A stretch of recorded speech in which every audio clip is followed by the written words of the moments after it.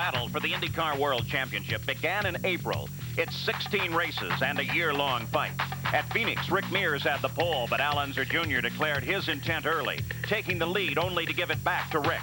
Al found his fight with his new teammate, Bobby Rahal. Rahal edged Al out for second. Rick Mears took the win, and with it, the points lead. Winning Phoenix at the beginning of the season is definitely a good way to start as far as the points go, but it's going to be a long season, and now we're really going to have to buckle down and just stay serious about it and see what happens. 2 weeks later, Little Al roared to the front, chasing championship points and a third straight Long Beach win.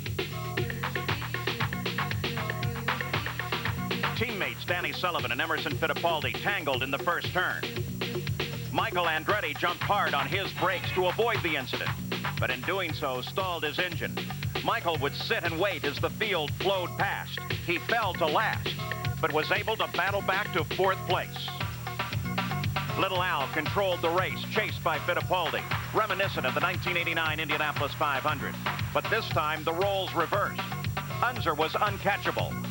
With his third straight Long Beach win, Little Al took the points lead.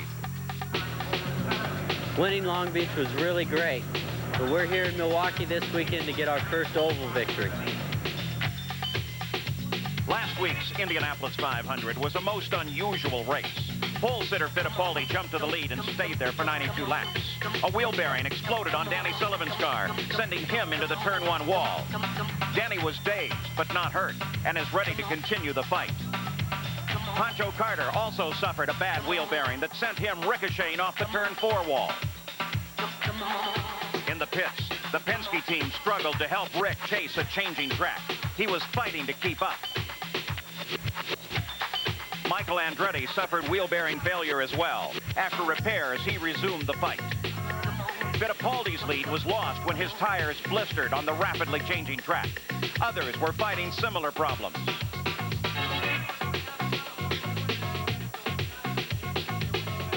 That left Bobby Rahal in the lead, chased by Arie Luyendyk.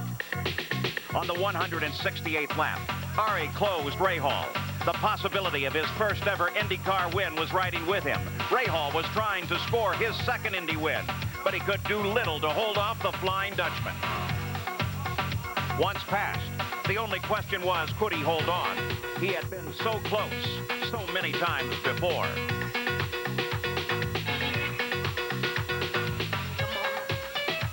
Arie's crew could scarcely believe what was happening. The dream had in fact come true. Luyendyk's first IndyCar victory circle was in the biggest of them all. For Luyendyk and his team, it was $1 million payday, and at first it was a little overwhelming. The excitement of Indy has calmed down a bit, and now it's time to get on and try and win the championship. The defending PPG IndyCar World Champion is Emerson Fittipaldi, and he is locked in the season-long fight challenged by the young points leader, Al Unser Jr., in pursuit of his first championship. Third in the points is three-time CART champion Rick Mears. As now, all eyes focus on the PPG Cup, the symbol of the IndyCar World Series champion.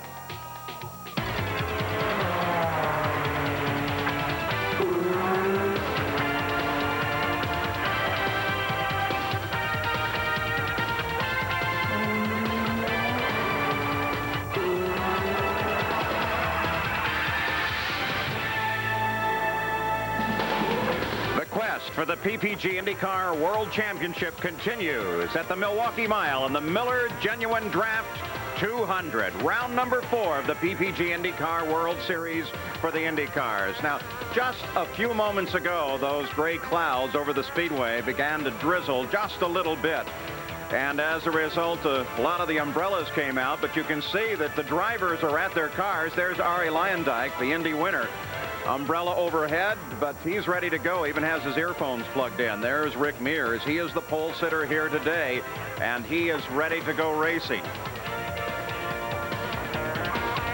Hello and welcome to the Milwaukee Mile. I'm Paul Page. Now, we're not giving up on this one. It's just a very, very light rain that has passed through the area, and they say there is a very, very good chance that we're going to get the race in. So we're going to stick with it. The drivers are certainly right there and anticipating the start of the Milwaukee 200. Now, Arie Luyendyk is the Indy champion, and he has had a very, very busy week, especially when you consider that they had not really planned an Indianapolis 500-mile win. Here's a report.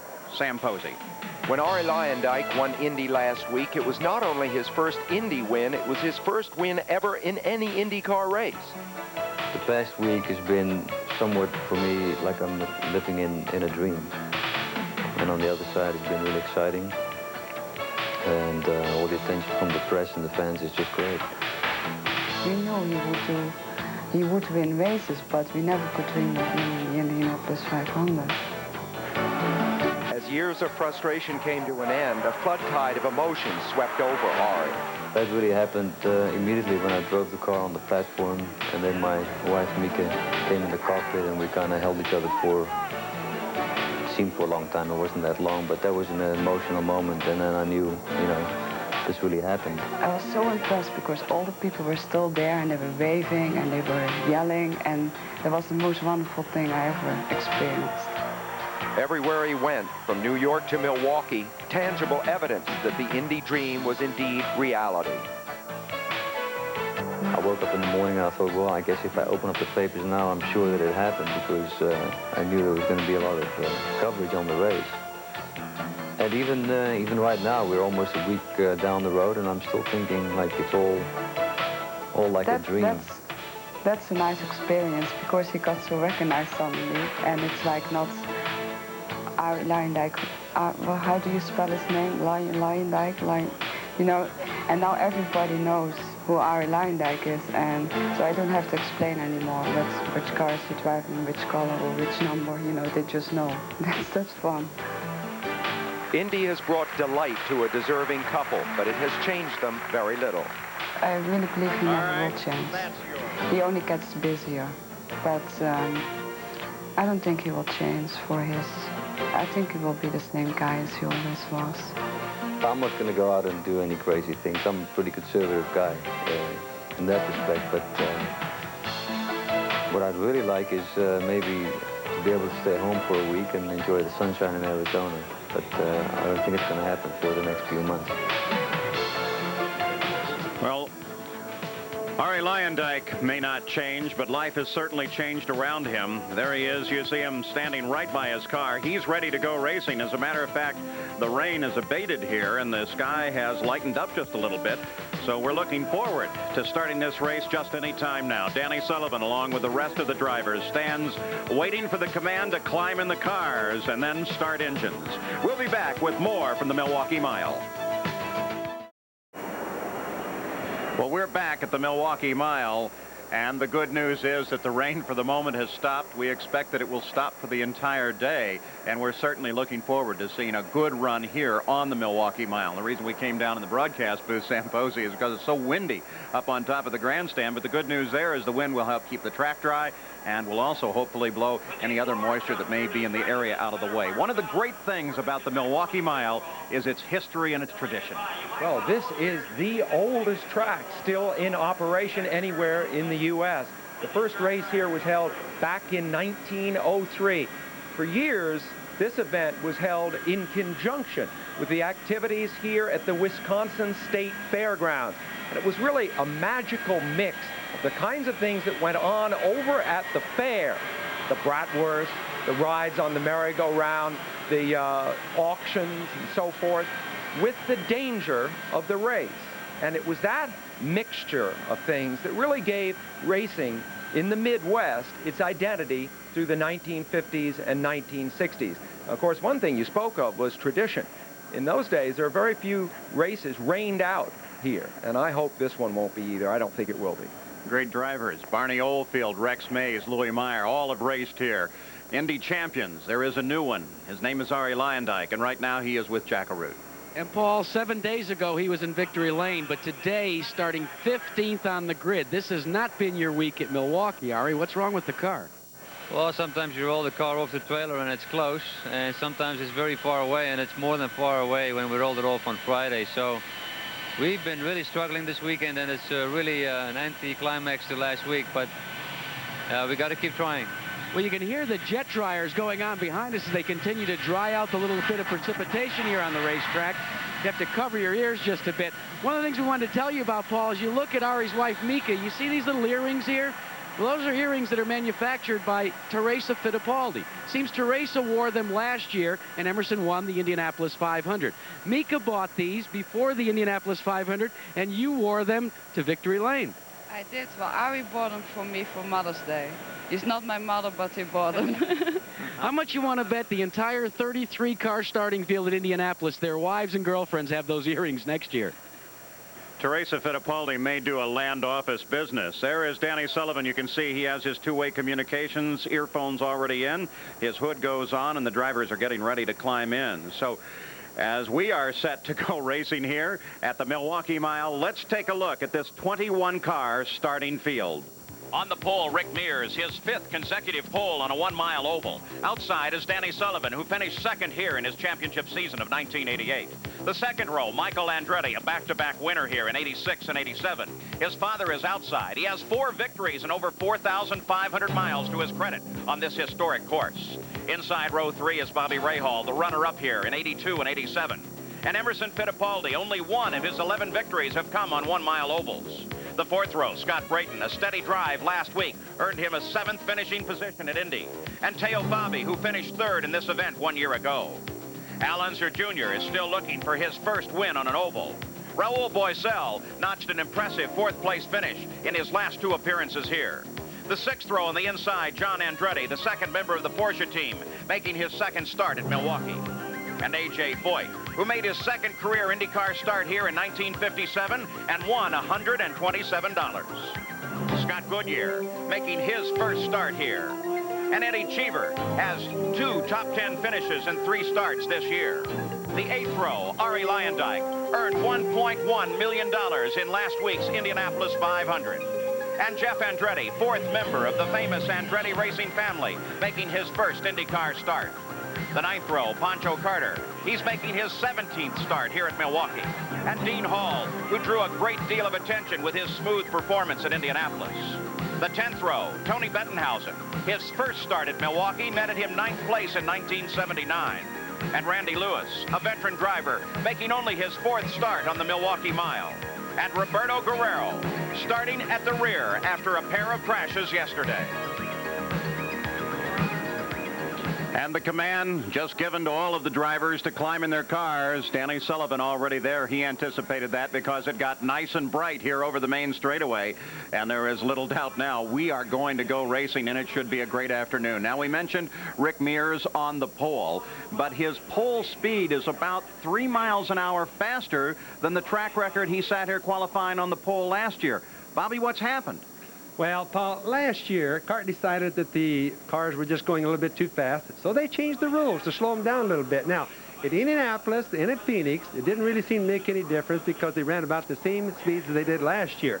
But here at Milwaukee, this is a flat racetrack, very little banking to help the cars through the turns. So what's happened is they've slowed down here about 3 to 4 miles an hour. Now, it would appear that the rules makers kind of won the battle over whether to slow the cars down or not. But in the outcome, the race is going to be just as fast, and people keep asking, does it really make a difference if you're going to hit the wall, whether the car's doing 150 miles an hour or 160 miles an hour? And I say, hey, it doesn't really make that much difference. That comes from a man who's at the wall at both 150, 160, and a few above that. So we're looking forward to the start of the Milwaukee 200 here on the Milwaukee Mile. We'll be back right after this. To Milwaukee, there's the weather forecast for the afternoon. The wind's really blowing over the top of this track, though. The past few minutes, they've died down a bit. A chance of showers. We've had one, but it's moved through the area. And certainly the hope is to get this race in. It will make it a very, very tactical race once the action begins. Let's go down the main straightaway. Here's Gary Gerald.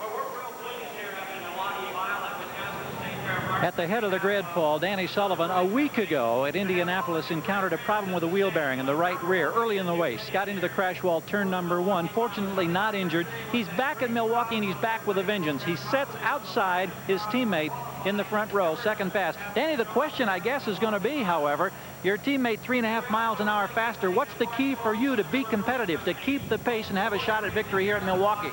Well, I think the big thing is just stay with him, try to stay on the lead lap. But we're going to have to conserve the tires in the car because they seem to be giving up after about 50 laps. All of this threatening weather, how much is that going to play into strategy now in this race?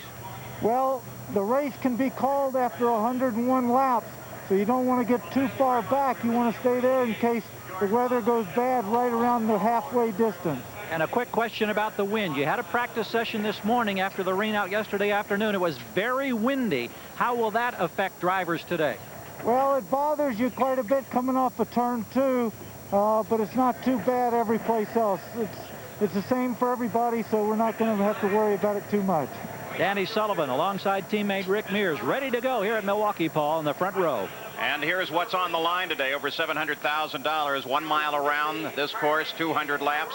Rick Mears is the defending champion. It's very, very flat here. Danny Sullivan already indicated to you that this will probably be very tactical. In fact, back in the pit areas, they have very special weather radios and communications with flight service so they can find out what the weather may do within the next few minutes. It should make for a most interesting afternoon. Now, let's go to the straightaway once again, and here is Jack Arute. And Paul, I'm with Ron Strain, who's the Vice President of Finance for the Miller Brewing Company, for those great familiar words. Mr. Strain? Gentlemen, start your engines.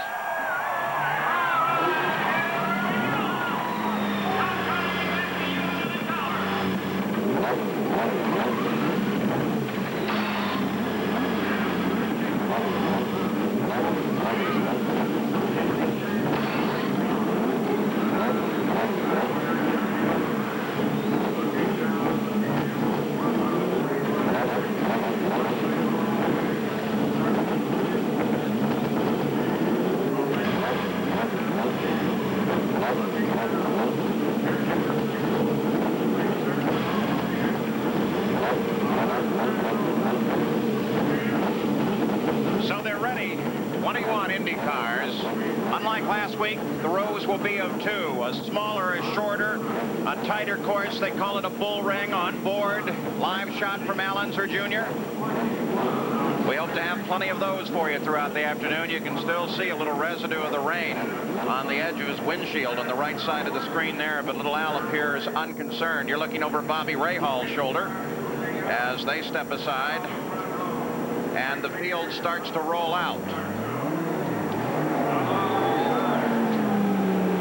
The view backwards now. These are the engines in this field. Chevrolet, of course, the powerhouse, in fact, in IndyCar racing right now. And the chassis, well, Lola won last week, but again, most of the experts really feel that it's the Penske chassis that sit on the front row here that are still presenting the greatest challenge. Look back at blue and yellow STP Craco car is Bobby Rahal. The Amway car number 22 is Scott Brayton. And let's go down to his pit now. Here's Jack Arute. And there's reason for Scott Brayton to be very excited. They say all week that he was first in class at Indianapolis, the first Cosworth. You see, Dick Simon, this is the second year that Scott Brayton has been driving for him, and this is the best that they have ever qualified for a Milwaukee Mile. One of the reasons Dick Simon says is because the crew is gelled, and also because of the fact that for the first time they have a complete testing program in place for 1990, Paul. So Dick Simon's ready to go. Watching his driver. Here are the former winners in this field. Foyt and Mario Andretti have 4 each. Rick Mears with 3. Michael with 2.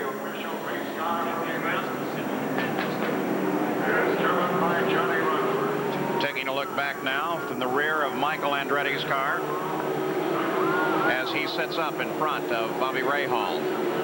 Michael with 2 victories here. Very definitely a contender on board. Allenser Jr. He looks almost casual as he glances about, noting these grandstands here. And the points right now, he of course is the point leader with 48. But this is a nice tight fight. 20 points available for winning this race. Rick Mears has already earned 1 for sitting on the pole. Also a point available for the fastest, for the leading the most laps in a race. Rick Mears working his way around. Let's go to Gary Gerald in the Penske pit. We're looking at the telemetry where Peter Gibbons and Paul Rochette will keep track of the performance of Rick Mears' car throughout the day today. The acknowledged master of the short oval. He won at Phoenix this year. He's won the last 2 years in Milwaukee. Remember, Paul, he won his first ever IndyCar race right here on this track 12 years ago, 1978. Paul? Well, that bodes well for Rick, as has one car. That's Jeff Andretti's, the number 27 car. Jeff was about to make his first start in an IndyCar race and make it here at Milwaukee, but obviously that will not happen at the moment as the team pushes that car behind the wall. Certainly they're in hopes that they will get it going.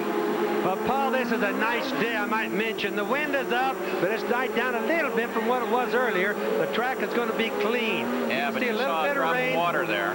You can see a little bit, and remember, one of the things the driver's going to worry about, whether the rain's going to come real quick. Let's go to Jack Arute. Paul, Barry Green and the Craco Gallus team are very concerned today. Concerned that they found some speed this morning. They hope they can carry it through the race. You see, they were the fastest in the early morning practice today. And one of the things to remember about this team is, while all the hoopla has been about his teammate Al Unser Jr. in the 2 oval races at Phoenix and Indianapolis so far this year, they have finished second with Bobby Rahal aboard. And the presence of Bobby Rahal on that Gallus Craco team has added a whole new dimension to how they operate, and certainly has been a challenge to Al. Winnings this year, Arie Luyendyk, of course, picked up $1.1 million of that for winning the Indianapolis 500 last week. The Indy purse really giving a boost to the earnings so far this year. Mario and Michael Andretti, they will start in the second row, and Gary Gerould is in the Newman Haas pits. This is the team, of course, Paul, that backs both Mario and Michael Andretti. Disappointment again last week at Indianapolis, but right now this team getting ready for Mario's 32nd start at Milwaukee, hoping to rekindle the magic that has produced 4 victories on this track, but it's been nearly 2 years since his last IndyCar win. They'd love to break that streak here today. And Michael Andretti will be making his 100th IndyCar start here today at Milwaukee. Jeff Andretti, they're working on the back of that car. This would be historic if Jeff Andretti was able to be in the race, 4 members of one family in a CART IndyCar race, if Jeff Andretti can start. And as I watch him working on that car, Sam, it didn't seem to me like they were too much of a hurry, so it must be terminal. Jeff Andretti, of course, Michael Andretti's brother, son of Mario, been very successful in other forms of racing. And now, with his dad's help, is hoping for an opportunity to do well in the Indy cars. You see still some drops of rain there, but the pace car is out in front of the field. And Paul, a little bit of rain really won't hurt anything. As long as the track doesn't actually get wet, the driver's going to be all right. Let's go down to the pit area. Jack Arute is in Jeff's pit. Paul, this is a disappointment for Jeff Andretti. He's won here at Milwaukee in ARS competition. In fact, he was the first driver to get in his car. When it was raining, he was covered under the tarp. He was ready to go. The car did not fire upon the command to fire engines. They have taken a look at the electronics. Now they think there may be a problem with the fuel management system, but really right now they're just guessing. They're not quite certain what the situation will bring. Well, Jack, this is their backup engine. They blew their frontline engine yesterday when Jeff was running extremely well. It looked like he might qualify in the middle of the field. But now, if you're thinking we've run a little bit long on the pace laps, indeed we have. The pace car is out in front of the field, and they're putting in some extra laps now. The crowd, they're poised. They anticipate a start. But, of course, the CART officials want to make sure, absolutely sure, in fact, that this is a dry race course when the green flag comes out. But as the pace car headed into the turn there, you saw the lights go out, which tells the pole sitter, Rick Mears, that they are ready for a green flag, and they are ready to start. So Mears brings the field off of the 4th turn. The crowd, well, they all come to their feet, and we are ready to go on the Milwaukee Mile as Nick Fernaro gives it the green flag, and they bunch up heading down to the 1st turn, with Sullivan moving to the outside and picking up the lead from his teammate Mears. And Mears seems to slow down just a bit as they come onto the backstretch. Andretti comes up, moves into 2nd place. That's Mario making a move now down for the inside. Well, you can bet you Rick Mears didn't have his boost up just right, Paul, because he didn't take off with the rest of the cars at all. In fact, he went backwards bad. Boy, look at this as Mario Andretti comes around. Danny Sullivan picks up the lead. His son Michael moves into 3rd place, chasing Sullivan now. Good move for Mario on the start. Now, Mario's got to really know his car's sticking good to take on the 1st lap and gain as much as he gained, going like he's already going. So the Haviland Kmart car moves out in front. Al Unser Jr. moved from 9th to 5th on that 1st lap. There is little Al as he is in pursuit of a victory here. His first oval victory ever. Danny Sullivan runs in 2nd. There's little Al after making his move around Michael. Now, little Al's going to have a different chassis setup, Paul, than what they had even when he qualified. What they've done with his car is copied Rahal's, because Rahal has had the fastest car. It's a total copy now chassis-wise.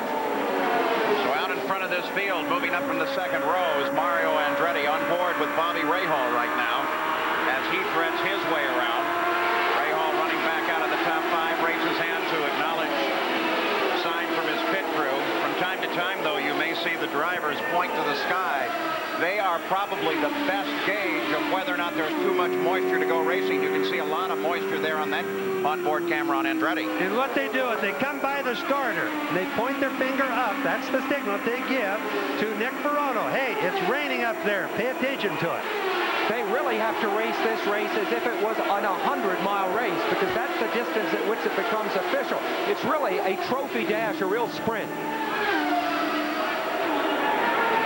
Closes behind Sullivan now as Michael closes in, comes to the inside, takes a shot at Danny Sullivan. And Sullivan riding just ahead of this live onboard shot from Michael Andretti as they work their way to the main stretch. You mentioned that this is Michael's 100th race. His first race in IndyCar competition was back in Las Vegas in 1983. Michael brings it right down almost on top of the dirt. Danny Sullivan decides this kid wants it real bad. I think I'll just move over a little to the right. Now Rahal pokes his nose in as well. Now that gives you an idea how wide this track is and how many different grooves. For a while there, Paul, they were 3 abreast and passing while they were doing it. On board with Rahal. That's Michael just ahead of him. So these cars all running right together. There's Rahal lined up. Rick Mears to the inside of Rahal. Michael Andretti sweeps across the front. Again, he tries Sullivan as now they begin to encounter some traffic. And keep in mind, Paul, everybody is like a trophy dash. They all knowing that they have to be in the front in case it rains, number 1, because if the race stops, they're going to want to start ahead of the other guy. So right now they're going like it was the last lap of the race. A pass for the lead as look at Al Unser. He just came up on the home stretch right behind Mario and picked up the lead of the race. You indicated, Bobby, that he would try and do just that. And look at little Al. He's flying now. And other than this morning, that's a brand new race car to him, like he's starting all over again. But they've been floundering. And now he's found what he needs for the ovals. From 9th to 1st in just 6 laps. And as Bobby says, he's found what he needs for the ovals. Remember this amazing historic fact. As successful as little Al is, he has never won a major race on an oval. Never. So the Valvoline car of Al Unser Jr. moves to the front. Mario Andretti picked up the lead on the green flag, jumping up from the second row. The surprise seems to be the Penske cars, as Rick Mears has fallen back all the way to 6th place now. Change of last week's Indianapolis 500. And I think all of us kind of halfway expected Rick to just to dominate and maybe run away with this race. But obviously they made some sort of mistake. And there is Rick Mears as he works his way under his teammate Danny Sullivan and picks up the position. Most likely what happened, the weather changes, the boost pressure changes, Paul. Most likely he just had to reset his boost control knob inside the car. And as you can see, he's gaining some of his speed back now. Apparently, Rick Mears has now found the footing for the Pennzoil car. Other people have won 2 Milwaukees back-to-back. No one has ever run 3 in a row. Rick Mears has a chance to do it, but as you said, he's made an uncharacteristically bad start. Well, there is Mears now running in 5th. We're on board with Bobby Rahal once again. He runs right behind Michael Andretti as Michael threads it down in the turn. Look at those angry clouds overhead. They could play a part in this day's race. Onto the home stretch. Michael is able to pull out just a bit, but not that far. Rahal still very definitely in contention. We see the angry clouds, but the drivers probably do not. The track here is very rough, and you have to concentrate on the pavement right in front of you, and you see all of the cars in the lead have been dicing with other cars, so your concentration is on that car in front, and only subliminally do they see those clouds. This is the battle for 3rd place between Michael and Bobby Rahal. Out in front, it's Al Unser Jr., followed by Mario Andretti, and this, of course, is Carl Haas. He is the car owner for both Michael and Mario's cars. No smoking allowed in the pits, Carl, but of course he never lights the cigar. He just chews on it. All because he's nervous. And he's chewed through more than a couple of cigars on some of these races, especially here. Bobby Rahal, he runs in 4th. They work their way past Tony Bettenhausen in the Amex car. Now this morning, remember, Bobby Rahal was the fastest car on the track. Right now, he's trying to pass young Michael, but he's not the fastest car at the moment. Jeff Andretti is finally underway, but he came out 12 laps behind the leader. Look at Rahal trying to thread alongside of Michael. He moves to both sides. Now he comes high into the corner. Michael won back-to-back races here in '87 and '88. 86 and 87. And the second year that he won, his dad, Mario, had a bad accident right here in turn 1, and Michael, during the caution period that followed, watched them remove his dad from the car, load him in the hospital. It was a very emotional, difficult time. Fortunately today, Dad Mario is running much stronger. The same moisture that you see on the onboard camera, Bobby Unser, the drivers will from time to time see on the face mask on their helmet. When you do, does that worry you? Well, it does. What they're worried about is a big shower that I started to mention earlier that would come down and they wouldn't have time to see it. But ironically, that probably won't happen because the clouds today are just dribbling it down. And it's not hurting their speeds. That's for certain sure. Fight continues between Michael Andretti and Bobby Rahal for third. We talked about the tradition here. It used to be a dirt track until the mid-50s when it was paved. It's gotten very rough over the last few years, and you see them all struggling with those bumps. The fight continues. The rain continues to hold off, and we're running on the Milwaukee Mile. Al Unser Jr. is out in front, looking for his first oval victory in the Indy cars here at the Miller Genuine Draft 200. Right now, little Al is leading by 4.2 seconds over Mario Andretti. We'll be right back. To be raced here, the leader is Al Unser Jr. He's averaging just over 141 miles an hour each lap. And just a few seconds ago, he worked his way past Ari Leyendyk, who's running in 12th place. Shelley Unser watches from the scoring stand.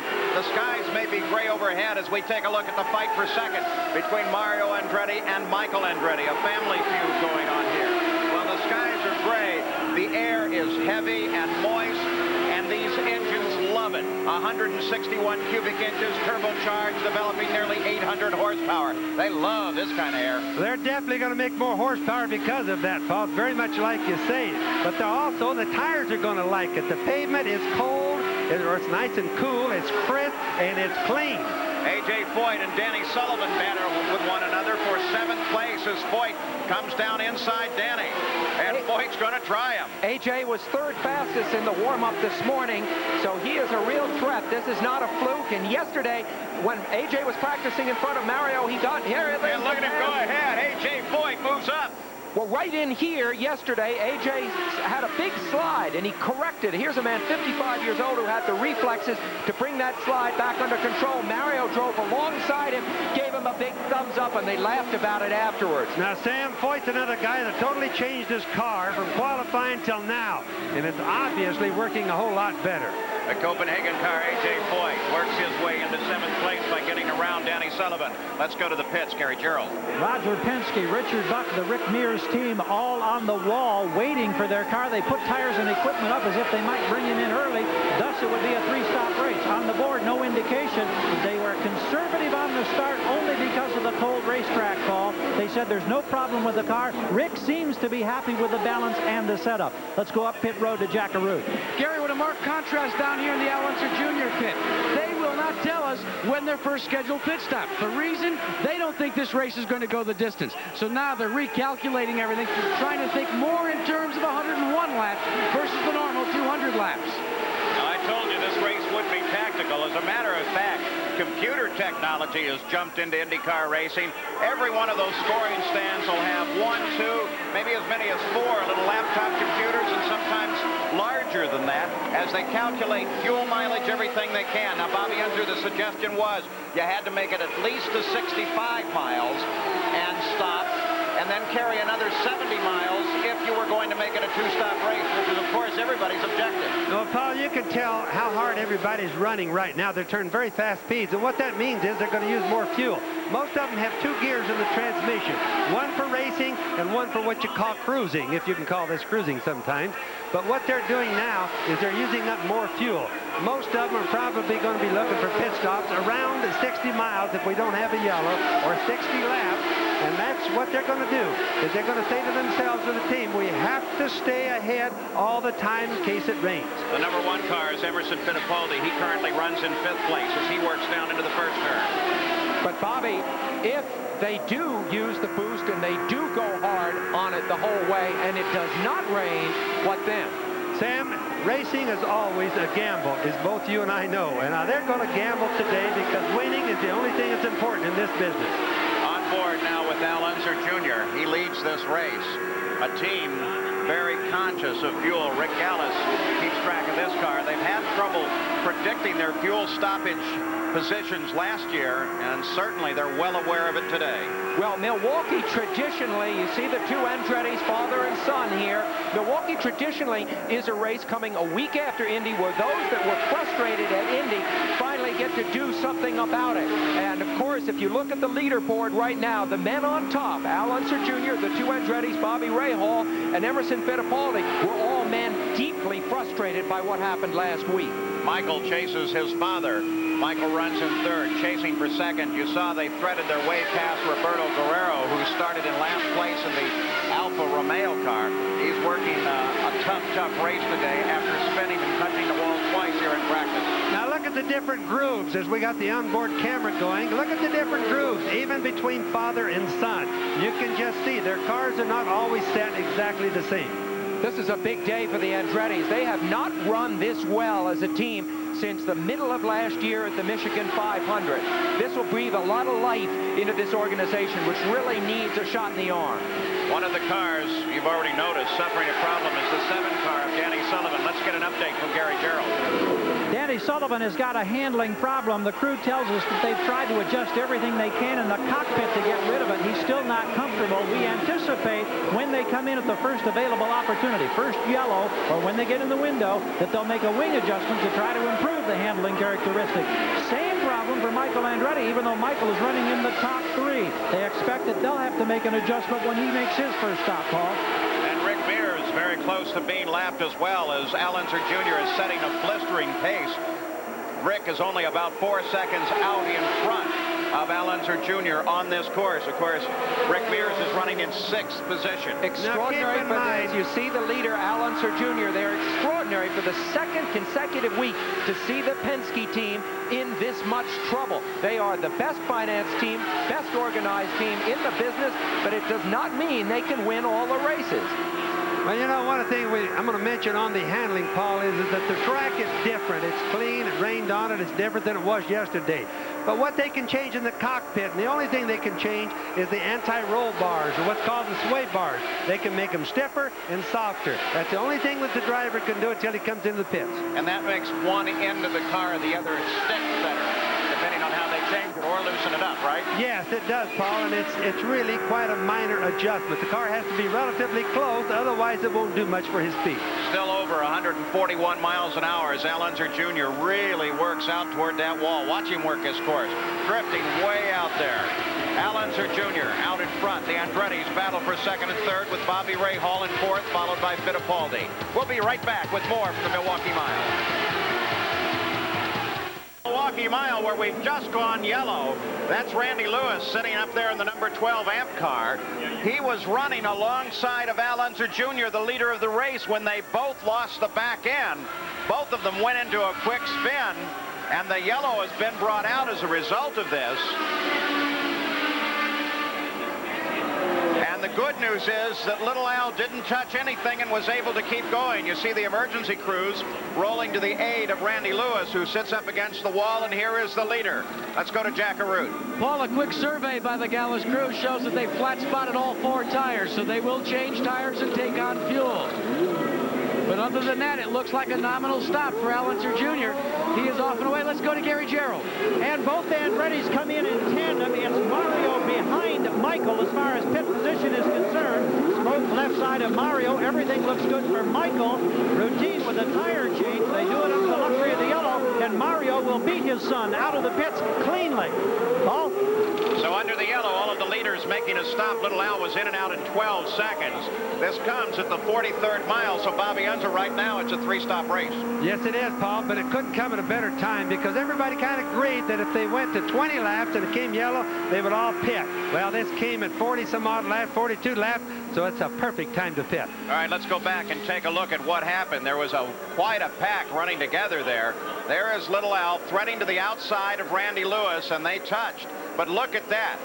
Look, as the other cars thread their way through, Little Al gets it back under control and is able to keep it rolling. Well, what happened there is Little Al was passing on the outside, passed Randy on the outside. Randy, obviously, Lewis didn't see him, so he was squeezing Little Al into the wall. He could only go out so far, and then he had to stop. That's when they touched. Randy Lewis has had problems with what is called understeer, or pushing off that turn, both days of practice, and it's very hard, even if he had seen Little Al there, for him to be able to tuck it in enough. And Danny Sullivan had to climb all over the brakes to keep from going into those spinning cars. Al Unser Jr. now lined up behind the pace car. We have yet another angle of that accident, and we will take a very close look when we come back with more from Wisconsin State Fair Park in the Miller Genuine Draft 200.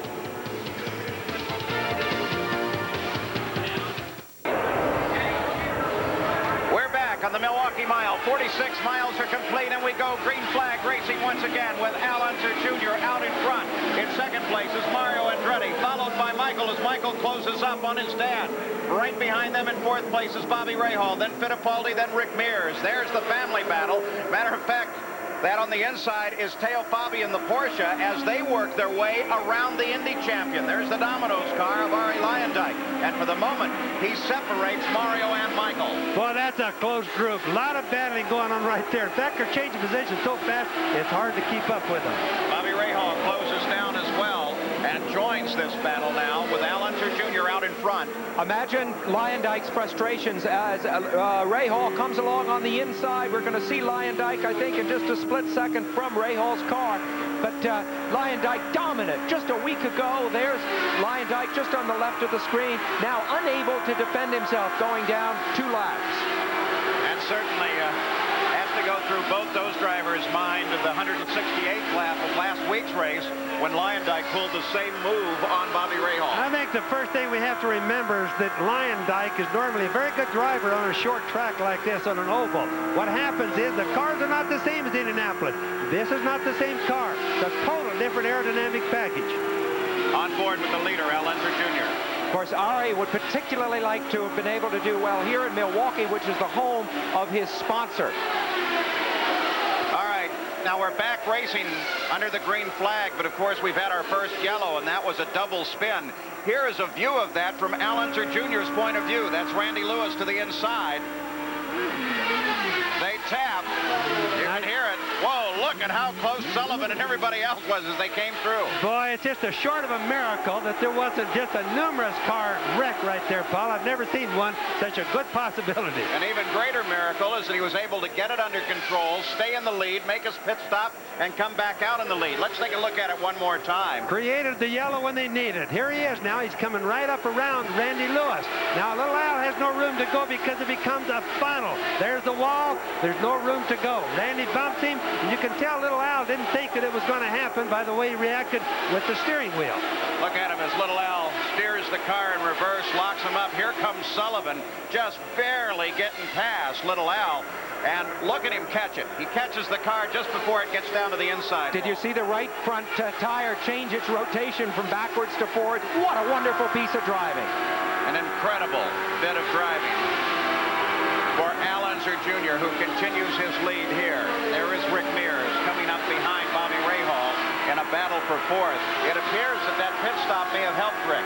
Yes, it will. They would have adjusted the wings, and of course that's about all they can adjust again in the pits, and especially in such a short deal. But watch as you watch the onboard cameras, the different grooves, the different concepts that the different drivers have here. Rick Mears closes down on Rahal as Rahal moves up into the third position. That was Mario that they went around just a second ago. You might ask. And there is Mario pulling into the pits. Unscheduled stop. Let's go to Gary Gerald. Paul, the problem is they think they're losing water. It may be a hole in the radiator. They were hoping it was an overflow problem, but clearly there's an overheating problem. Mario reported that water temperature was rising. They're afraid they're losing the engine. He's in. The engine shut off. The crew's working under the bodywork on the left side pod right now. But it looks like the misfortune that plagued Andretti a week ago at Indianapolis may have bitten him here at Milwaukee. Paul? Terrible disappointment. 2 races in a row now, separated by a mere week. Mario won here in 66 and 67, and then had an 18-year drought before he managed to win again in 85. So with Mario's withdrawal to the pits, Michael Andretti assumes second place. Bobby Rahal and Rick Mears move up to third and fourth. Fittipaldi right now runs in fifth. Ari Leyendyk is sixth. In seventh is Scott Brayton. Teo Fabi is eighth, and Raul Boisel runs ninth. Let's go to the pits in Jackaroos. Paul, you were mentioning about Bobby Rahal losing a little bit of ground. He's reported to Barry Green, his crew chief, that the car has developed a loose condition. The car is getting a little bit loose. They say the next pit stop, they'll try and add a little bit more wing and solve the problem. But right now, he's got to hold on. And will have to hold on for some distance. They should have to get at least to the about 105th lap distance. 50 miles, 50 laps are complete. Al Unser Jr., who picked up the lead from Andretti in the early going, spun his car and maintained his lead. It sure looks like Rahal can live with that problem for a while, Paul. He's still going very fast, and it's just that to be perfect, he's going to need a little bit of adjustment. Most likely they'll put a little bit of rear wing in the car. Newman Haas crew has not yet reported Mario Andretti out of the race. As a matter of fact, they have the car still sitting on the pit road and continue to work on it. We did mention that Jeff Andretti, despite his false start, was able to get going and came out of the pits 12 laps into the run. And you can kind of watch it. You watch Rahal in the front and Rick Mears right behind him as they go around the track. Totally two different grooves. Rick is getting way down next to the grass. Rick isn't working as good here at Milwaukee as he normally does. The fight is for third place between Bobby Rahal and Rick Mears. Al Unser Jr. is running out in front. Michael Andretti runs alone in second place. There's Shelley Unser. And remember the battle, too, throughout the whole decade of the 1980s. Who would win the most races? That battle was finally resolved in Rick Mears' favor by one race over Bobby Rahal. So they are very modern racers who see themselves competing for the same thing. Al Unser Jr. works his way past Dean Hall and continues to lead here on the Milwaukee Mile. Will it be his first oval win? We'll be back. That's the 10th place car of Danny Sullivan.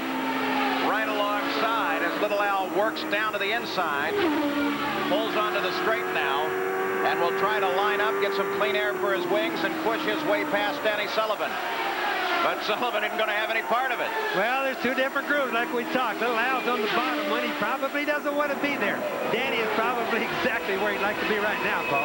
Sullivan takes a high approach to the first and second turn and gives Al Unser Jr. the chance to move past. Now Michael Andretti moves up behind Sullivan. Michael runs in second place. Yes, Danny Sullivan's obviously among the other Penske cars today. He's just not working as good as they were in practice. But if you notice Little Al, as soon as he got by Danny, he jumped right over in his groove. That's where he wanted to be. Fairly clear sailing ahead for Al Unser Jr., still running in the lead. A really big day going on for Al Unser Jr. because remember, he leads the championship standings. And if he were to win today, he would pull further away from Emerson Fittipaldi because Emerson at this point is running way back in fifth. Well, Al Unser Jr. has been so successful in the Indy cars, but has never won on an oval. There's Scott Brayton, the number 22 Amway car. He runs right now up toward the front of the field in sixth place. That's Cosworth power there. And part of their hope is that they will impress everybody with how well they have been doing, and they have been doing rather well. Highest place Cosworth at Indy. And then perhaps they will be considered for greater sponsorship, for more money, and maybe for a Chevrolet engine. And as we watched Scott Brayton during practice, Paul, he was not running so quick, not running kind of slow, having a lot of problems. Then all of a sudden, they made one change, 1 second faster, or it gained 1 full second. That's a big gain. Scott Brayton has yet to score his first IndyCar win. Brayton drives for the Dick Simon team, which last year had Ari Leyendyk on their payroll. Leyendyk finally got a Chevrolet engine, joined a different team, Team Shearson, and of course has won the Indy 500. Brayton is another one of these very talented men who has never really had the equipment underneath him and just needs that chance to show his stuff. Scott Brayton now ducks into the pits. And the question is this on the timeline for them? Did they come in under the yellow, or is this really their first stop? That's got to be a non-scheduled pit stop. It doesn't come in good time for them, Paul. Well, they're at lap number 70. The leader, Al Unser Jr., kicks it off. And they're working routinely. So Scott Brayton gets some service from Dick Simon's crew. As a precaution, they spray some water on the fuel valve. All the teams do that just to make sure everything's okay. And in 19.9 seconds with a stalled engine now. Scott Brayton. Mario Andretti, they finally got it working, and he's out on the course. Let's go to Gary Gerald. as we see Scott Brayton's car pushed back toward the pit, Mario Andretti had just exited. He spent all that time in here. The crew replaced the radiator in the low left side pod, filled it back up with water, got him fired up. He's back in the race, but absolutely, of course, no chance to be competitive. Hoping that maybe the attrition rate will mean that he'll pick up a couple of championship points among the top 12 finishers. Boy, that is splendid work by the Newman Haas crew in 6 minutes and 47 seconds. And there is Brayton finally chugging his way out of the pits. 6 minutes and 47 seconds. They changed the radiator, the cooler. Remember, that was blistering hot when they started to work on it. Let's go to Jack Arute. Paul, in answer to your question about Scott Brayton, it was a normal stop, but it turned out to be an abnormal stop, and here's why. When he pitted, the clutch gave out. So now he's back out there with a faulty clutch. Back to you. And that explains why he's chugging out of the pits now, trying to make his way back up to speed. The fight is at the front of the field as Michael Andretti closes in on Al Unser Jr. They're separated only by a few feet, and they're running through traffic. Two Lola Chevrolets. From all the practical standpoints are exactly the same, set up differently, but the car is exactly the same. That's Raul Boisel replacing for this year the injured Scott Pruitt, who is making his recovery now after a practice crash at West Palm Beach back in March. And look at Michael close in. Michael is definitely challenging, looking for his third win here. These are the two best young drivers in the business, in Europe or here. I don't care where. Michael Andretti is 27 years old. You see him here in action. Al Unser Jr. is 28. Believe me, this decade of the 90s is going to be a race for supremacy between these two men. Boy, Michael takes a look for his chance, comes down to the inside. There is on board with little Al. In his mirrors, he can see that Michael is right there and charging. But that little run on the home stretch cost him just a bit, and he's had to drop back. Yeah, so what Michael's going to sit and try to do right now is to catch little Al in traffic. Like, for example, little Al decides to go to the left of some guy. Michael will gamble and go to the right with a hope that little Al will just get bogged down with the traffic. And that's the most likely thing to do. While they work their way down the main stretch, Mario Andretti rolls back into the pits. This time they reach in and take the steering wheel off, so apparently whatever they were hoping for, it didn't work. It's Scott Brayton that rolled past as well, as he still chugs his way around with a faulty clutch. These engines are turning 12,000 plus RPM. When you lose the water the way Mario did, it probably did damage to the engine. Here comes Michael. He's going to try and turn one again, but no, there comes little Al as they work down inside of the McKenzie car, Scott Goodyear. That, by the way, that team is operated by Doug Shearson's daughter, Molly.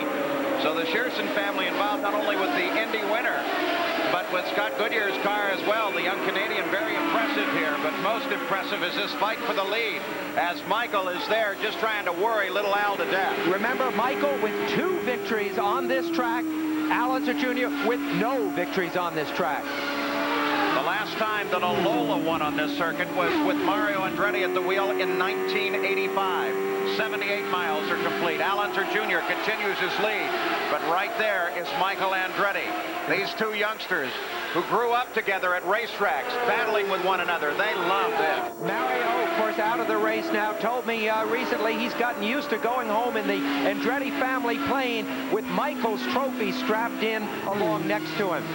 You can just watch how hard Michael is trying to crowd little Al into trying a wrong side pass on anybody. Because that's all he needs to get by little Al right now. Michael drops back just a bit, hoping, I'm sure, for the advantage of traffic as he continues his pursuit of the Valvoline car of Al Unser Jr. Here's Gary Gerald. And a disappointed Mario Andretti overheating with the radiator. What causes a problem like that, Mario?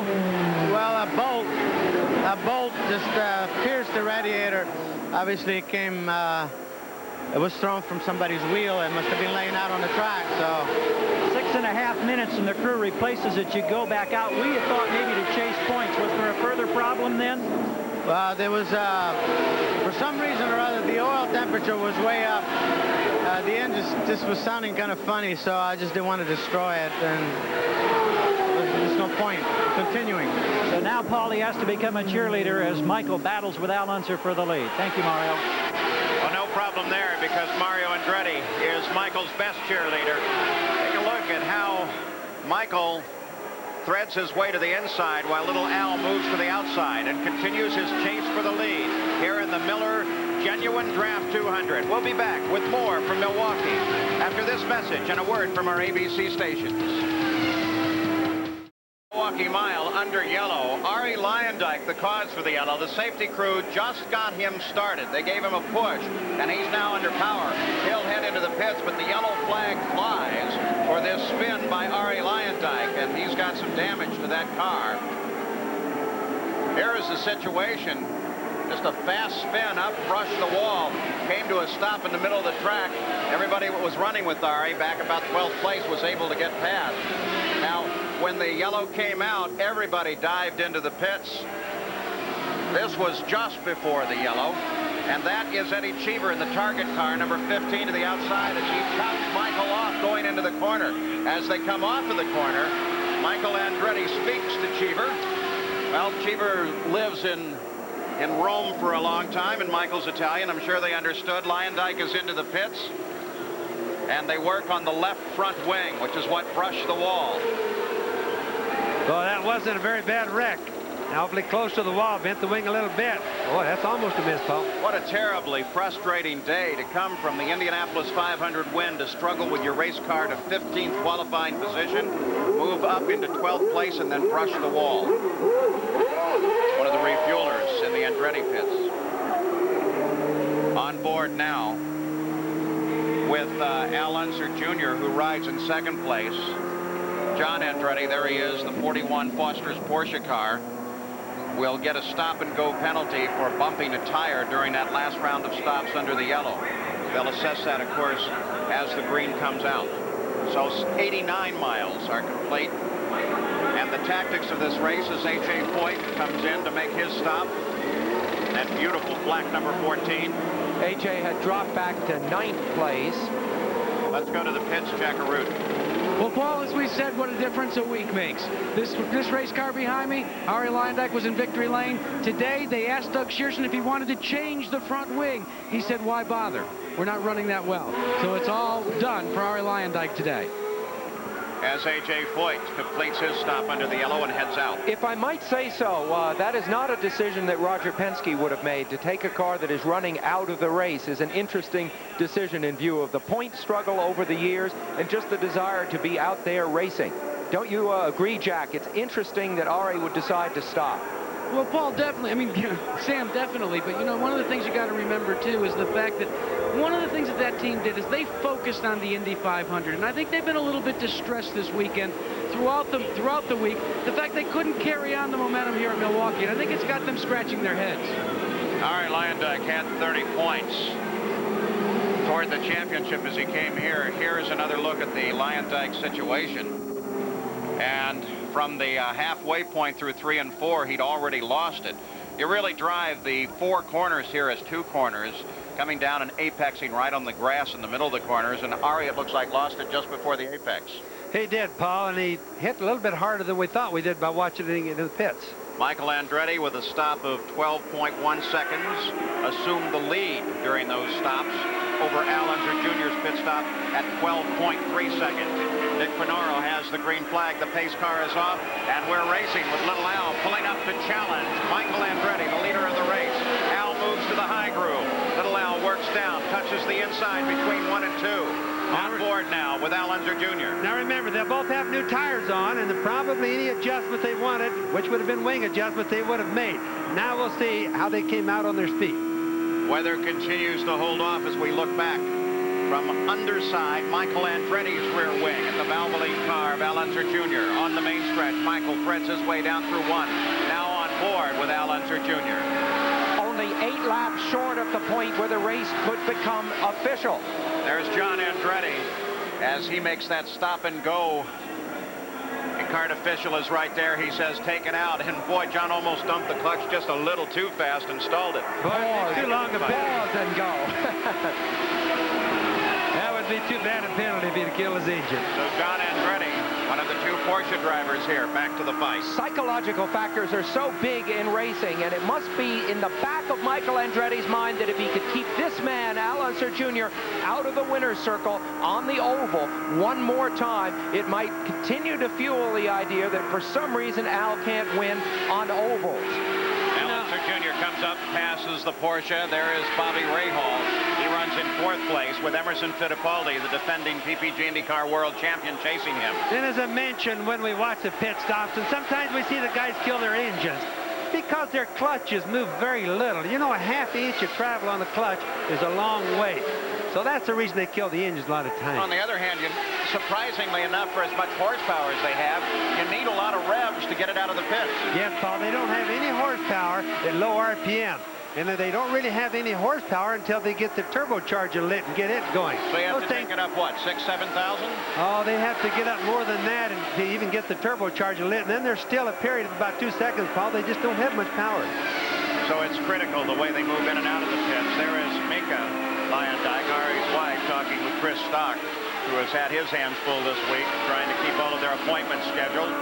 On board now, once again, the second-place car, Al Unser Jr. Saturday, ABC's Pro Bowler Spring Tour will continue as sports legends head to Las Vegas for the $110,000 Showboat PBA Senior Invitational. Live coverage will begin at 3 o'clock Eastern.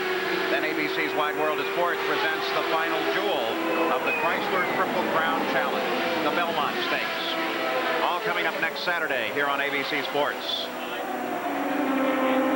Fight now, Rick Mears, you can see closing in there, and Al Unser Jr. is just ahead, so Rick Mears in the Pennzoil car is closing down. This represents a real recovery by Rick Mears, a man who in effect took his car to the doctor and found some cure because he has been coming back and coming back very strong. Remember, Rick Mears on the right of your screen in the yellow car was the pole sitter for 2 days here, by far the fastest man and the man expected to win the race.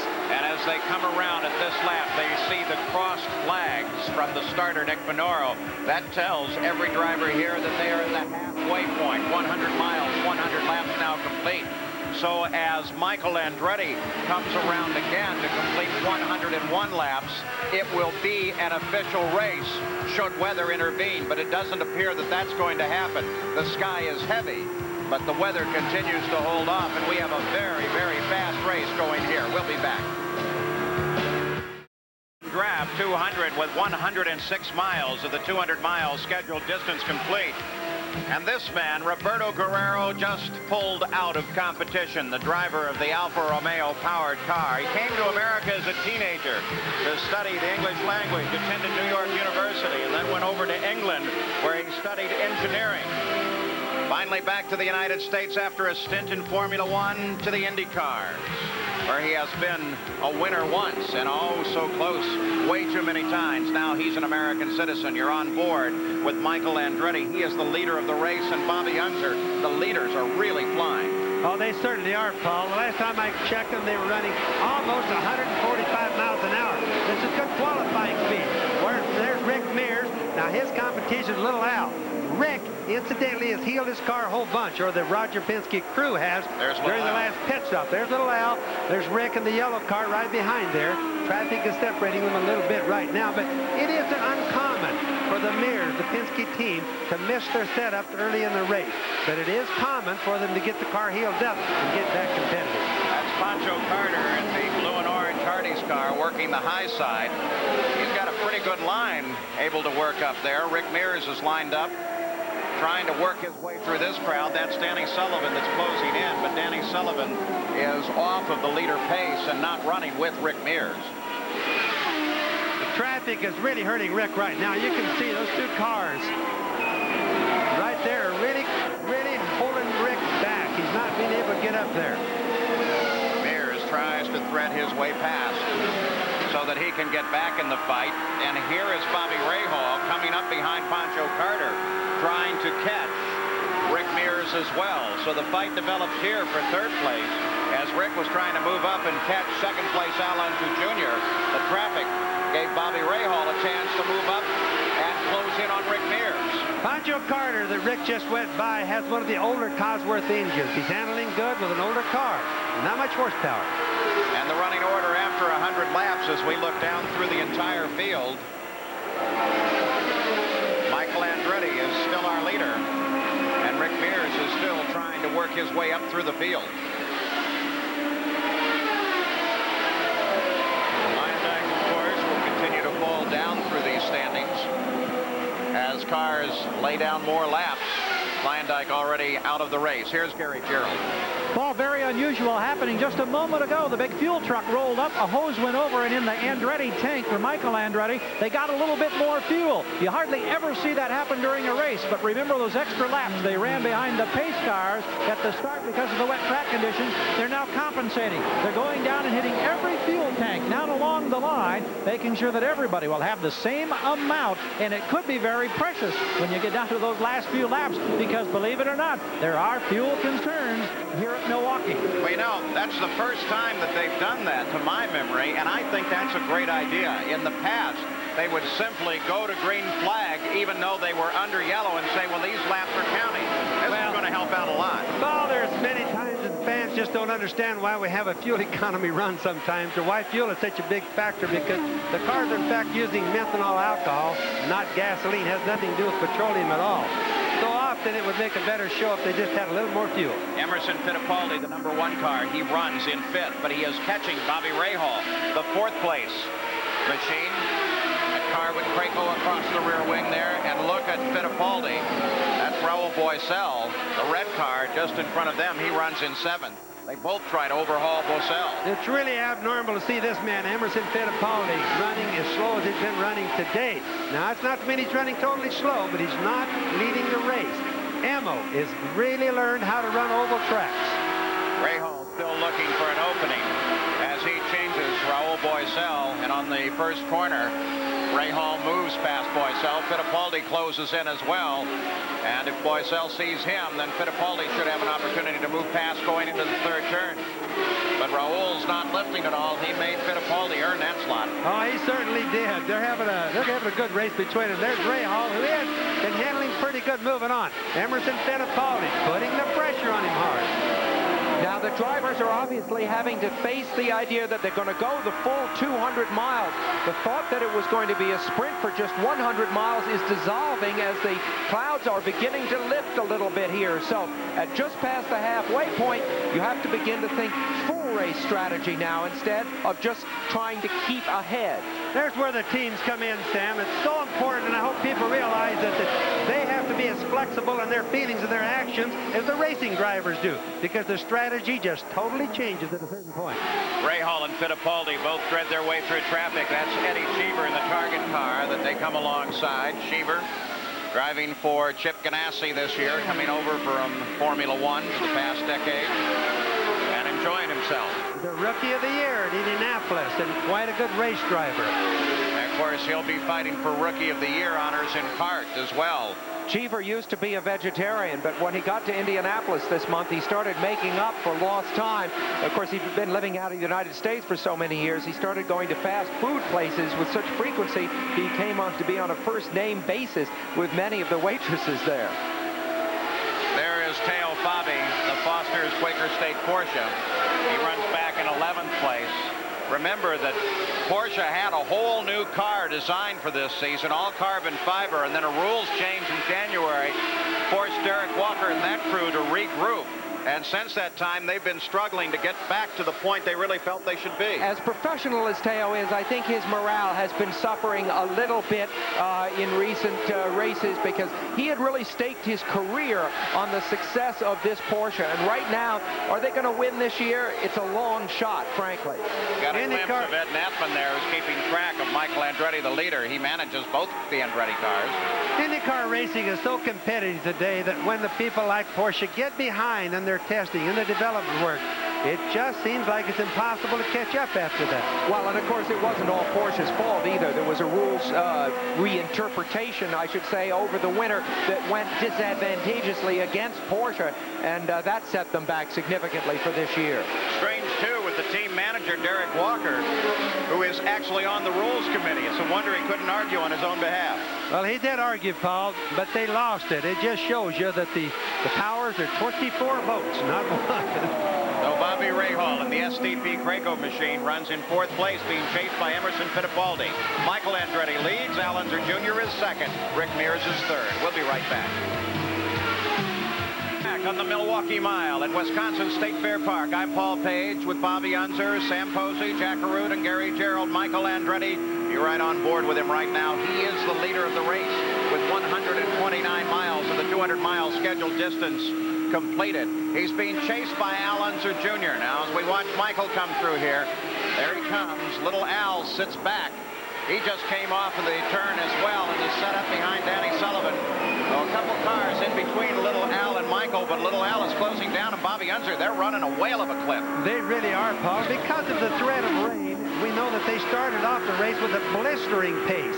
But as the race has gone on now, we haven't had the rain they might expect, and they still have to keep a blistering pace because they started out that way. And they're getting their tires, at least the surface temperature on their tires have to be very high because their speeds are absolutely qualifying speeds right now. Eddie Cheever, Raul Boisel separate Al Unser Jr. from his goal of catching Michael Andretti, the leader of this race. Michael with 9 career wins. 4 of them have come on 1-mile ovals.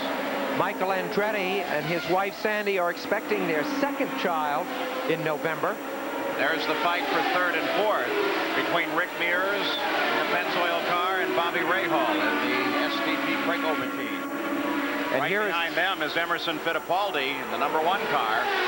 So that little blanket right there represents 3rd, 4th, and 5th. And that, of course, is also a battle between 2 teams, 2 very powerful teams in racing. The Penske team running here with Mears and Fittipaldi sandwiching the man from the Gallus team, Bobby Rahal. Randy Lewis in the 12 Arciero car into the pits. And keep in mind now, Paul, we still have another pit stop yet coming. Now, that's going to mean that the Penske cars are definitely going to get healed up some more. So the race should get better as we go on. And it should make for a whale of a battle in the pit crews as we look back to Emerson Fittipaldi's car from under the wing of Bobby Rahal's car. There are the 2 of them on the track together. 2 onboard camera views available on Rahal's car. The pit crews have to be thinking about the stops that they must make now. 1 more will have to happen. Lewis stalled coming out of the pits. And now the crew comes forward to try and get him back with the help of some of the CART officials. That's one of the Buick engines. They'll get him restarted and back into the action. Well, last week you saw these cars at Indianapolis, but they're entirely different here.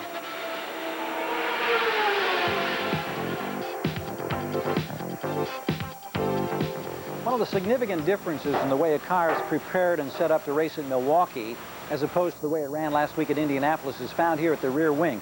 Notice the size of this rear wing on Bobby Rahal's car in comparison to the size of the wing that he used just a week ago at Indianapolis. This is much smaller. It's trimmed out very flat, very little resistance to air. They're trying to reduce drag, get as much straightaway speed as possible. Straightaway speeds at Indianapolis, 230+ miles per hour. With this bigger wing, straightaway speeds at Milwaukee on the shorter track, about 180 miles per hour. But here, you're grabbing the air, you're creating downforce, making the car stick to the Milwaukee Mile. Now notice the configuration at the front of the car. For the Milwaukee setup, a huge wing as compared to what was run just a week ago at Indianapolis. This was the nose wing at Indy. Now at Indianapolis, the thing you have to remember is that most of the downforce is created through the under tunnels. When straightaway speeds here are roughly 60 miles per hour slower, the ground force is developed by the use of the front and the rear wings.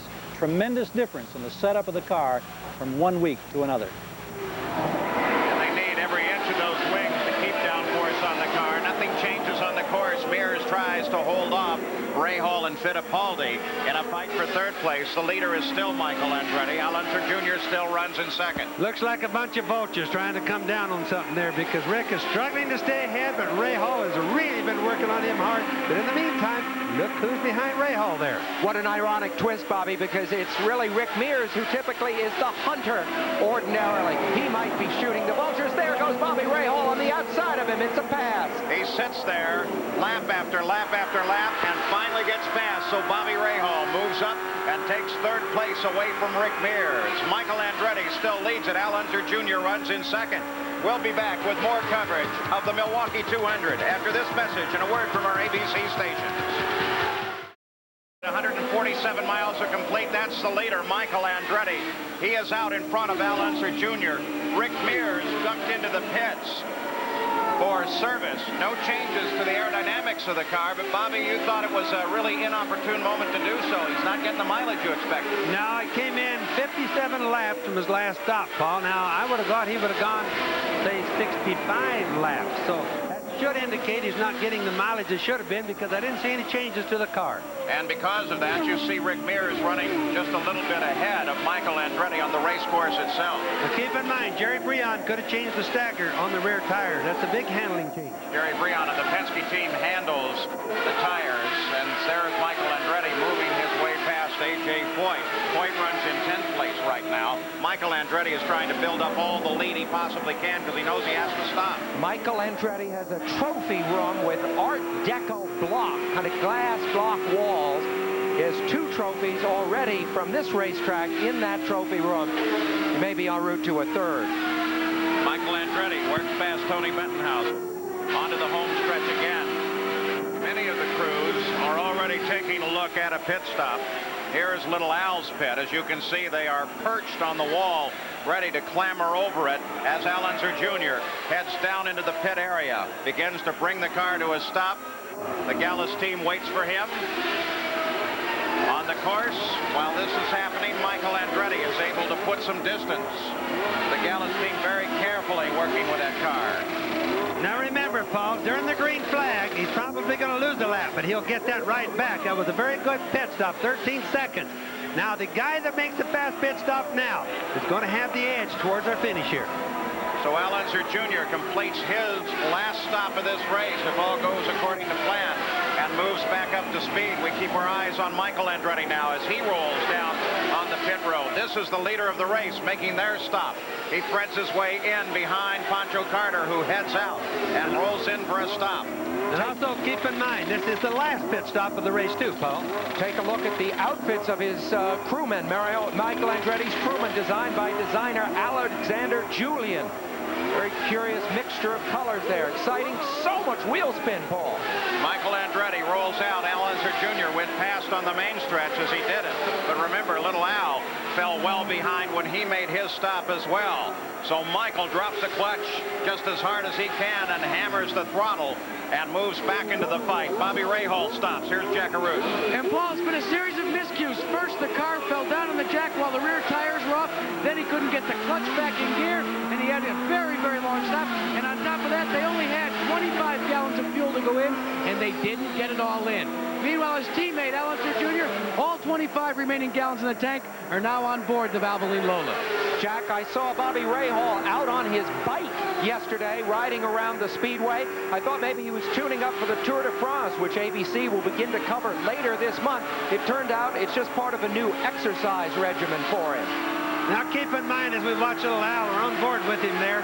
Nobody knows for sure how much fuel they took on board. The pace, because of the rain and everything today, has been exceptionally fast from the very beginning.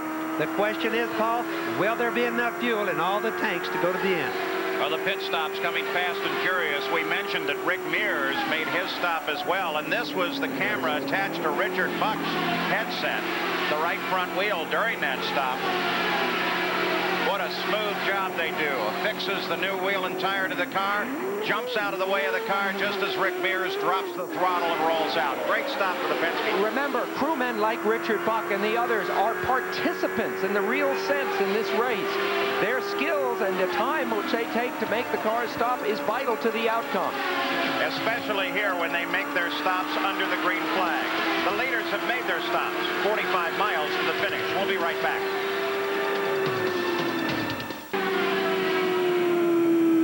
We're back at the Milwaukee Mile. 161 miles are complete. 200 laps, 200 miles the scheduled distance. The leader is Michael Andretti, working his way on the main stretch once again. And he has a fairly substantial lead over the second place car of Al Unser Jr. In third is Rick Mears. Fourth is Emerson Fittipaldi. Here's Gary Gerald. Paul, now's when you hope that your fuel calculations are right on target, because all Michael Andretti has left is what you see, the line right behind the pit man's foot, down here to the nozzle. There's barely barely a trickle of fuel left. Nothing to do him any good. That's the situation for Andretti as his crew now tries to determine will it be enough to get him to the checkered flag. Let's go to Jack Arute. Gary, remember when we talked about early in the race where the Gallus team didn't think they'd be able to go didn't think this race would go the distance? Well, they've taken all the fuel that they can on board. There's only about, well, actually about this much fuel right there left in that tank. That's not even enough to go an extra half a lap.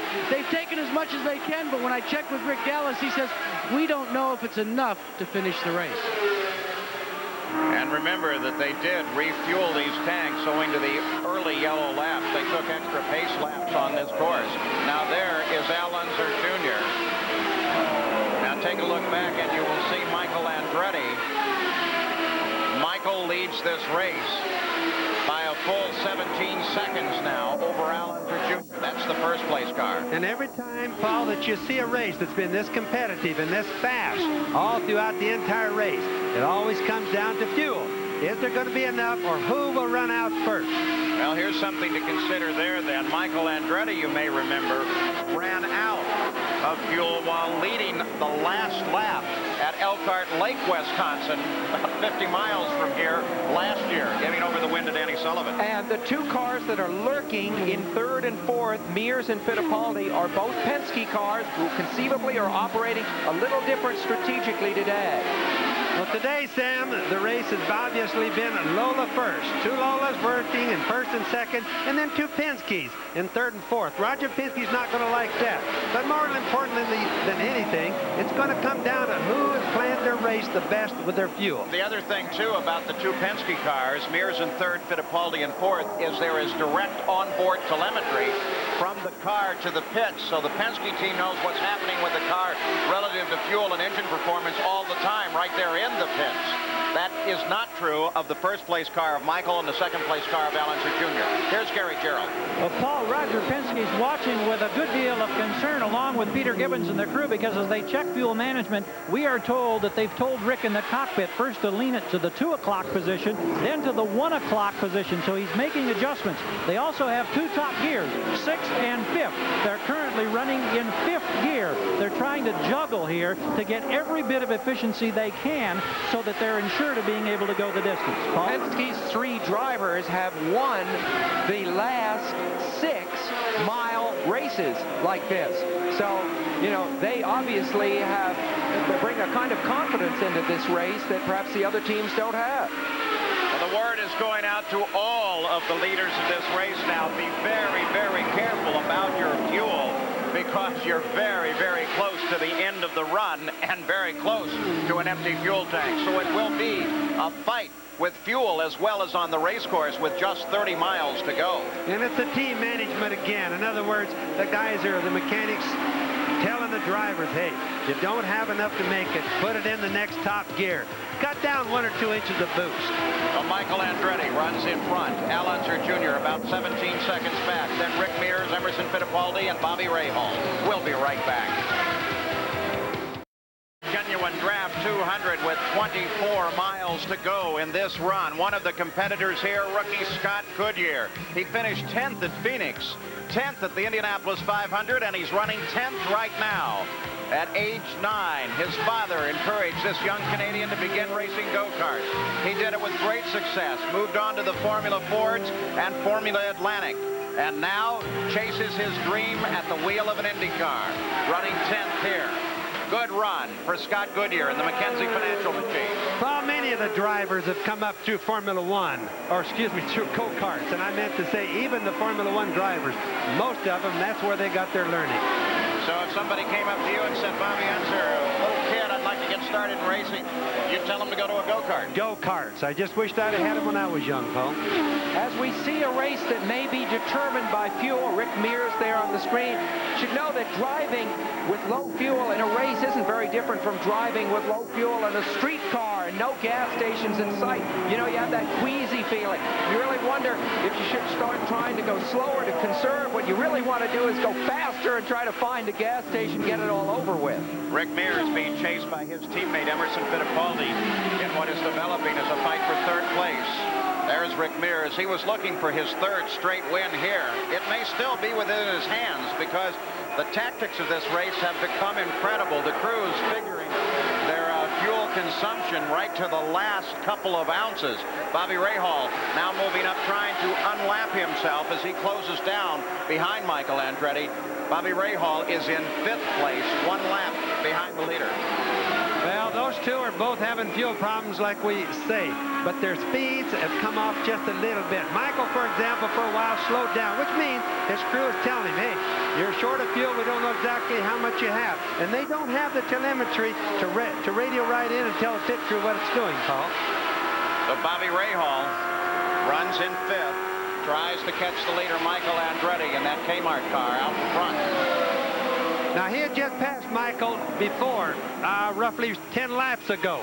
Michael is obviously back now, so Michael may not know exactly whether Rahal is down a lap or on the same lap.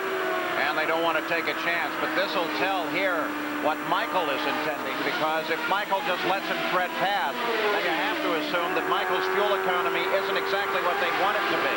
Rahal is a very smart tactical driver, though. As much as he wants to get by, he knows also that he's enjoying, by following right behind Michael, he's enjoying better fuel economy for these laps that he's behind him. We've been lucky here at Milwaukee. It rained just a little bit, delaying the start by a few minutes, but the rain has held off. In fact, it's gotten brighter throughout the afternoon, and the winds have died down. The battle is at the front of the field. Michael Andretti, Al Unser Jr., Rick Mears, and Emerson Fittipaldi, all on the leader lap, all within a mile of one another. Fuel is becoming a factor in this race, as everyone's wondering, can they make it to the 200th lap, the 200 mile, and the checkered flag? Well, they're slowing down, Paul, but remember, again, they're doing it via their gear ratios and maybe cutting back the boost just a little bit. But they can't cut them back very far like on the boost, because then they just don't have any horsepower at all. Not competitive. In the Newman Haas pits, the crew now can only watch and wait. The cars are fueled. They have to go the remaining 16 miles. Now remember, if Bobby were to pass Michael Andretti right there and get back in the same lap, he still has another full lap to go, of which he can't do without a yellow flag. Let's go to the pits. Here is Jack Arute. Paul, there's some very anxious moments in the Gallus team right now. They've radioed to their driver, Al Unser Jr., for a fuel reading from the dash. He has not been able to hear him. He has not answered yet. Rick Gallus has been jumping up and down, trying to hopefully maybe animate himself over the radio waves to get attention from his driver. So far, they haven't heard back. And they need that communication. Look at Shelley. Boy, she's forlorn. They've come to depend so much on their two-way radio communication. They still have the old pit boards out at the side of the track, but they really require those radios in order to stay in touch with one another. Al Unser Jr. was 17 seconds behind. He's now up to 7 seconds behind the leader. We'll be right back. Now at the Miller Genuine Draft 200 with just 10 miles to go, 10 laps to go. Michael Andretti is out in front. He's being chased by Al Unser Jr., Rick Mears, and Emerson Fittipaldi. Here's Gary Gerald. And Paul, the concern, the apprehensions over fuel are very alive in the Michael Andretti pit as well. We have confirmation from a tight-lipped team that yes, indeed, he's trying to drive conservatively. The emphasis is on saving fuel. This race could be a sensational finish. Reminder of the long road course at Elkhart Lake last year and the problems that Michael Andretti had in the last lap. We hope that's not the case from his standpoint, but I guarantee everybody's hanging on to the edge of pit wall right now.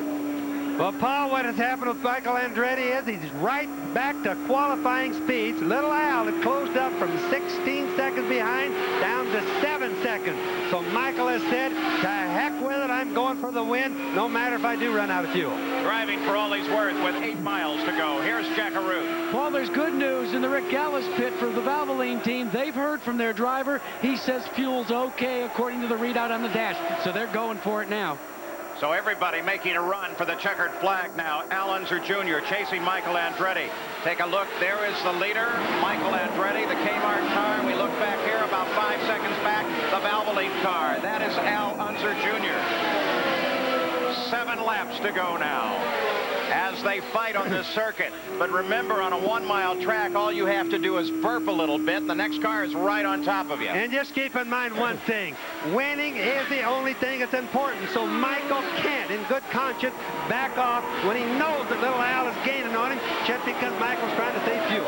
Al Unser Jr. has to handle some traffic to catch Michael. Michael now trying to drive defensively, save fuel. Al, re-energized by the fact he knows he's probably okay on his fuel. Coming on, the two great champions, just a few laps left to go, less than 6 laps to go now. A classic race. Boy, I love IndyCar racing on the flat miles. Milwaukee and Phoenix, Nazareth, they produce some terrific races. 4.5 seconds separates first and second. Both of them running qualifying speeds at Polar Milwaukee. You don't see better racing than you do at Milwaukee. Just a little under 5 miles to go now. Al Unser Jr. continues to pursue his childhood pal and chum. They've raced together for literally thousands of miles. They're doing it again. Fittipaldi closes down on Rick Mears. This is a fight for 3rd place, and it is within the Penske team. You can see Rick as he come out of that 4th corner there that maybe he was just a little bit loose. Remember, their tires are pretty far down. They're really light on fuel. They can't have much left, so the car's going to skip around a lot. Emma's really going for it. Back on board with Michael Andretti, still out in front by a tick over 4 seconds. Al Unser Jr. still chasing. In Michael's pit, they continue to watch in time. There is the Gallus pit, keeping track of Al Unser Jr. Little Al trying to close down, get around Boisel so that he can chase Michael Andretti. He's closed up just a little bit more, about another half second. They're flat out. Little Al can't run any harder. Fuel has nothing to do with it. If it quits, it's just going to quit on him. With 3 miles to go now, Fittipaldi also closes on Mears in that fight for 3rd place. They're racing all around this circuit.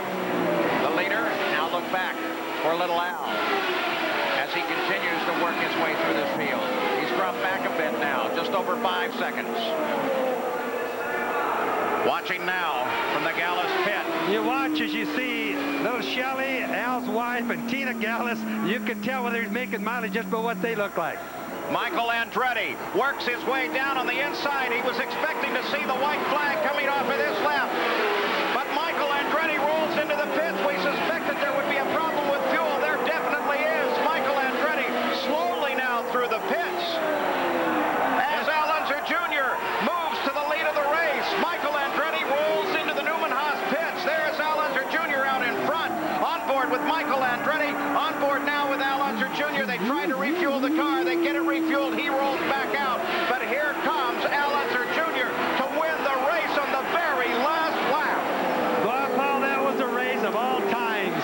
Michael ran out just about like we figured could happen to one of them. We just didn't know which one. And for Al Unser Jr., his first victory on an oval. A historic moment, something he has been waiting for more than 20 years. His first win on an oval. Al Unser Jr. on the last lap as Michael Andretti runs short on fuel. The Gallus team took the gamble many times before. They have misjudged. Today, they were dead on. And Al Unser Jr. now moves to the points lead solidly with 68 points in the PPG Championship over Emerson Fittipaldi with 56. Now, because the race started late, we are not going to be able to spend time with what will obviously be a very happy Al Unser Jr. But little Al has won on the mile at Milwaukee in the Miller Genuine Draft 200. Unofficially, Rick Mears, then Fittipaldi, Bobby Rahal, and Michael Andretti drop back into 5th place. So congratulations to little Al. Now, stay tuned for your local news and World News Sunday over most of these ABC stations.